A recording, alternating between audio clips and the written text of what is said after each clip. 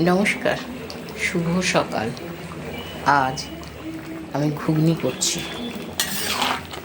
আচ্ছা, ঘুগনি মেকিংয়ে প্রথমে ঘুগনিটা কালকে রাত্রিরে ভিজিয়ে রেখেছিলাম। আজকে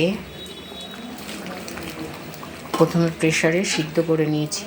এই যে প্রেসার কুকারে সিদ্ধ করে নিয়েছি। সিদ্ধ 3-4টে সিটি লাগে, কেননা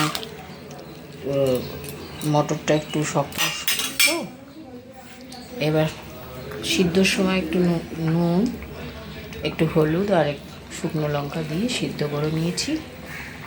আর তারপর কড়াইতে তেল গরম করে জিরে তেজপাতা ফোড়ন দিয়ে পেঁয়াজ, রসুন, আদা সমস্ত দিয়ে খুব ভালো করে কষিয়েছি। একটা টমেটো দিয়েছি।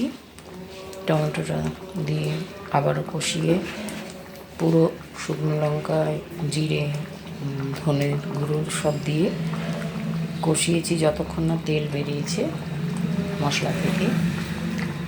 কষানোর পরে তারপর মটর দিয়ে এখন আরেকটু কষিয়ে আরেকটু ফুটিয়ে নামিয়ে নেব। গরম মশলা দিয়েছি কষানোর সময়, আবার নামানোর আগে একবার দিয়ে নামিয়ে নেব। ঘুগনিটা কিন্তু খেতে দুর্দান্ত। রুটির সঙ্গে, মুড়ির সঙ্গেও অনেকে খায়, এমনিও খাওয়া যায়। এমনি খেলে একটু লেবুর রস, পেঁয়াজ কুচি, একটু সস, অনেকে সস দেয়, দিয়ে খায়।